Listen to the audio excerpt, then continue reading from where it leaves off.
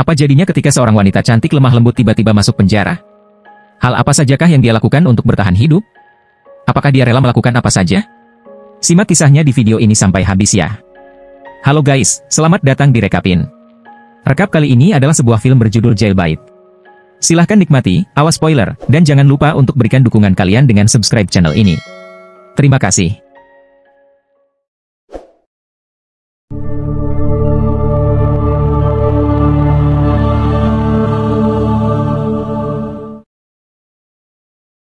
Film ini dibuka dengan seorang gadis cantik bernama Anna, yang memainkan cello dengan sangat terampil. Tak lama kemudian, ayah tirinya tiba di sana dalam keadaan mabuk berat. Dia duduk di sampingnya dan merebut cello dari tangannya. Dia kemudian mendorong Anna ke tempat tidur dan menamparnya dengan keras. Ketika dia mencoba memaksakan dirinya ke Anna, Anna mendorongnya dengan kakinya. Hal ini membuatnya terbang dan secara tidak sengaja mendarat di atas benda tajam, yang melukai tenggorokannya. Pria cabul tua itu berjuang untuk beberapa saat sebelum akhirnya menyerah pada luka-lukanya. Dalam adegan berikutnya, Anna dibawa ke pengadilan, di mana dia menjelaskan bahwa ayah tirinya telah melecehkannya dan dia hanya mendorongnya untuk membela diri. Namun, hakim tidak mempercayainya dan dia dijatuhi hukuman 9 tahun penjara di sebuah fasilitas dengan keamanan maksimum. Kemudian, Anna dibawa ke fasilitas tersebut bersama dengan narapidana lainnya. Di dalam, mereka diminta untuk menanggalkan pakaian mereka dan diberi sepasang pakaian baru. Para narapidana kemudian didekati oleh sipir penjara, Frank. Dia menyebutkan bahwa selama mereka mengikuti perintahnya, mereka akan baik-baik saja. Setelah itu, para narapidana baru dibawa ke sel mereka. Anna memasuki selnya dan bertemu dengan Ginny, yang akan berbagi kamar dengannya.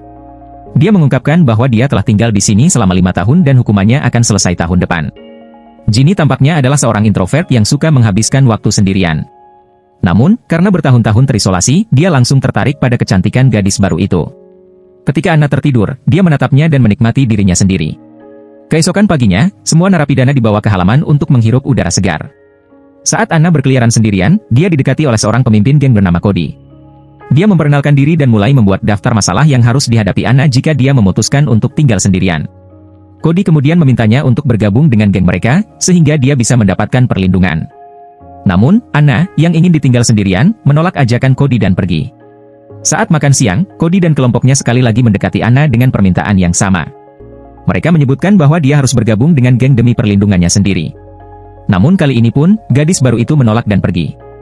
Pada adegan berikutnya, ketika Anna sedang mengepel kamar mandi, Cody dan gengnya tiba-tiba datang dan menyerangnya. Mereka marah karena Anna menolak lamaran mereka 2 kali. Setelah memukulinya, Cody memperingatkan Anna untuk tidak menghinanya lagi. Anna kemudian dibawa ke rumah sakit untuk mendapatkan perawatan. Melihat memar di sekujur tubuhnya, perawat, Jane, menyarankan agar dia berbicara dengan sipir Frank. Mengindahkan saran tersebut, Anna pergi ke kantor Frank untuk bertemu. Dia mengatakan kepadanya bahwa dia ingin ditinggal sendirian, dan bersedia untuk tinggal di salah satu penjara kurungan. Namun, dia menjawab bahwa sel isolasi sangat kecil dan sulit untuk bertahan hidup. Dia kemudian melihat file rekamannya dan mengetahui bahwa dia bisa memainkan cello dengan sangat baik. Jadi, dia memintanya untuk berpartisipasi dalam pertunjukan bakat yang akan datang. Namun, Anna langsung menolak, dengan alasan bahwa dia tidak tertarik untuk tampil.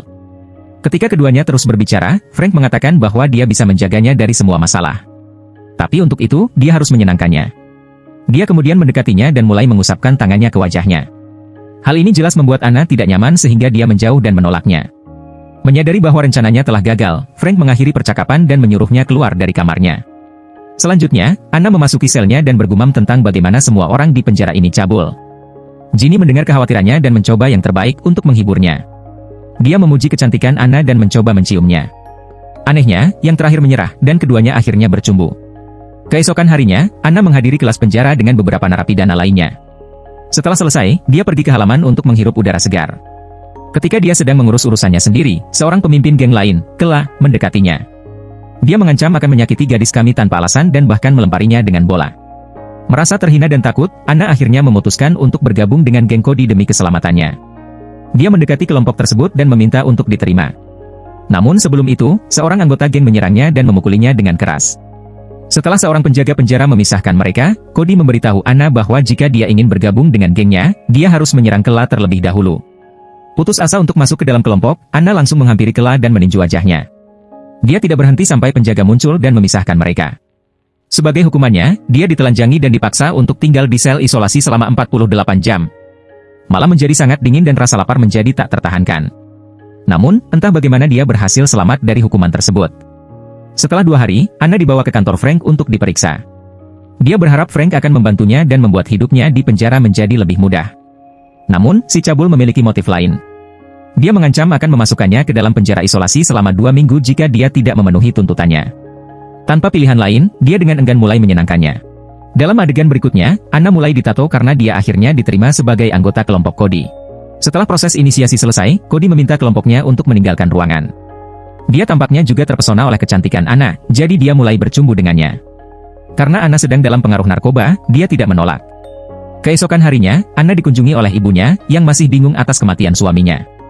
Dia percaya bahwa suaminya tidak bersalah dan Anna yang harus disalahkan atas semuanya. Keduanya kemudian terlibat pertengkaran, yang berakhir dengan Anna ditampar di wajahnya.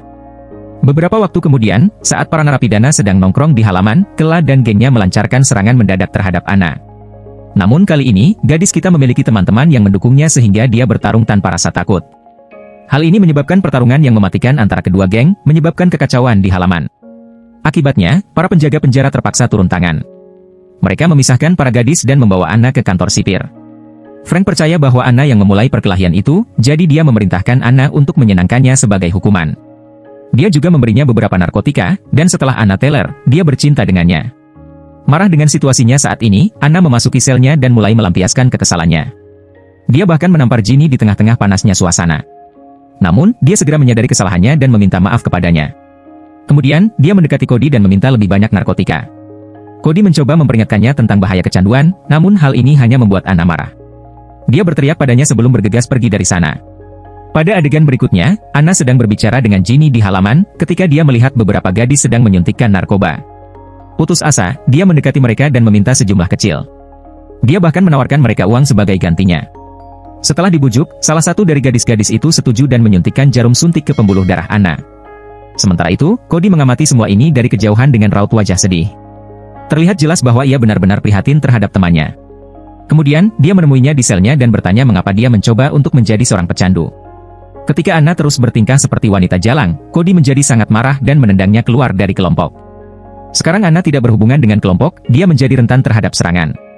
Di malam hari, saat dia sedang mandi, Kela dan gengnya mengepung dan memukulinya. Anna yang frustrasi kemudian mendekati gadis pengedar narkoba yang sama dan meminta suntikan lagi. Hal ini membuatnya teler dan akhirnya muntah di dalam selnya. Melihat kondisinya, Ginny menyarankan agar dia berbicara dengan konselor narkoba, tapi Anna menolak. Dia malah bergegas menuju Kela dan kembali berkelahi. Karena itu, dia kembali dijebloskan ke dalam penjara soliter telanjang. Pada saat Anna dibebaskan, dia berada dalam kondisi yang mengerikan. Ketika dia muntah di dalam selnya lagi, Ginny menegaskan bahwa inilah saatnya dia menahan diri untuk tidak mengonsumsi narkoba. Pada saat yang sama, Cody tiba di sana dan mencoba untuk membuat Anna mengerti bahwa dia menghancurkan hidupnya dengan mengonsumsi narkoba. Namun, anak nakal yang manja itu sekali lagi meneriakinya dan memintanya untuk pergi. Kemudian, ketika dia mengunjungi pengedar narkobanya untuk mendapatkan suntikan, Cody muncul dan menariknya pergi. Dia memintanya untuk bekerja sama, karena ini demi kebaikannya. Namun Anna, yang sangat membutuhkan narkoba, mendorong Cody dan mulai berteriak-teriak. Dia membuat keributan dan bahkan mengancam akan melukai dirinya sendiri jika dia tidak mendapatkan apa yang dia inginkan. Namun, seorang penjaga akhirnya mengendalikannya dan melemparkannya kembali ke sel isolasi. Kali ini, Anna menderita melalui penarikan diri yang menyiksa, dan dia perlahan-lahan mulai kehilangan akal sehatnya. Ketika dia tidak tahan lagi, dia mencoba melakukan hal yang tidak terpikirkan dengan bantuan nampan makanan yang rusak. Untungnya, salah satu sipir penjara menemukannya dalam keadaan berdarah dan melarikannya ke rumah sakit penjara. Ketika Anna terbangun, dia mendapati dirinya berada di dalam sebuah ruangan, terikat di kursi. Tak lama kemudian, seorang dokter mendatanginya dan mengajukan beberapa pertanyaan. Anna kemudian dipindahkan ke bangsal psikiatri di mana ia menyaksikan banyak pasien kehilangan akal sehat mereka sebagai efek samping dari konsumsi obat-obatan secara teratur. Dia bahkan melihat seorang narapidana sekarat karena overdosis. Karena semua itu, Anna akhirnya menyadari kesalahannya dan berjanji untuk menjadi bersih. Keesokan harinya, ibunya datang ke penjara untuk menjenguknya. Wanita tua itu tampaknya telah menyadari kesalahannya, sehingga dia meminta maaf kepada Anna karena telah mengirimnya ke penjara, meskipun dia tahu yang sebenarnya. Dia kemudian setuju untuk mengaku di depan hakim, sehingga putrinya bisa bebas. Kemudian, Anna kembali ke selnya, di mana dia mengambil benda tajam dan menghapus tato geng Cody dari lengannya. Di malam hari, saat dia sedang mengepel lantai, Frank mendekatinya dan memberinya sebuah cello. Dia memintanya untuk berlatih agar bisa ikut serta dalam pertunjukan bakat. Setelah beberapa waktu, Cody mengetahui bahwa Anna telah menghapus tato geng dari lengannya. Hal ini membuatnya marah dan akhirnya menyerangnya. Dia bahkan melukai jari-jari Anna sehingga dia tidak akan pernah bisa memainkan cello lagi. Di rumah sakit penjara, Frank tiba untuk memeriksa Anna, tetapi alih-alih menghiburnya, dia mulai menyentuhnya dengan tidak tepat. Hal ini disaksikan oleh perawat dari kejauhan. Kemudian, Anna yang marah pergi ke kantor Jane dan meminta bantuannya untuk menghentikan Frank. Dia mengatakan bahwa dia lelah dilecehkan dan dilecehkan setiap hari. Jane merasa kasihan padanya dan berjanji untuk membantu. Namun sayangnya, Frank mendengar seluruh percakapan mereka dari kantornya, karena dia telah memata-matai Anna selama beberapa waktu. Dia kemudian memerintahkan salah satu narapidana untuk menghabisi Jane sebelum dia dapat melakukan sesuatu terhadapnya. Sayangnya, narapidana tersebut mengikuti perintahnya dan secara brutal membunuh Jane saat dia sendirian. Ketika Anna mengetahui hal ini, ia sangat terpukul, namun Frank menyuruhnya untuk melupakannya dan fokus pada acara pencarian bakat. Kembali ke acara pencarian bakat, Anna naik ke atas panggung dan memberikan penampilan yang spektakuler dengan cellonya. Hal ini memukau semua orang yang hadir, termasuk para narapidana dan sipir. Setelah pertunjukan selesai, Frank mendekati Anna dan memberitahukan bahwa dia telah mengatur pembebasan bersyaratnya dalam minggu mendatang. Tapi dia juga menginginkan sesuatu sebagai imbalannya, yang tentu saja adalah berhubungan intim dengannya. Anna tahu bahwa dia tidak bisa menolaknya, jadi dia menuruti permintaannya. Keesokan harinya, dia memutuskan sudah cukup, jadi dia menemui Cody dan menjelaskan semuanya yang telah dilakukan sipir itu terhadapnya. Dia sekarang ingin menjatuhkannya, dan Cody setuju untuk membantu. Cody kemudian memberikan sebuah ponsel, memintanya untuk merekam pertemuan berikutnya dengan Frank. Anna takut, karena ia takut ketahuan, tapi Cody menyemangatinya dengan mengatakan bahwa ini adalah satu-satunya cara.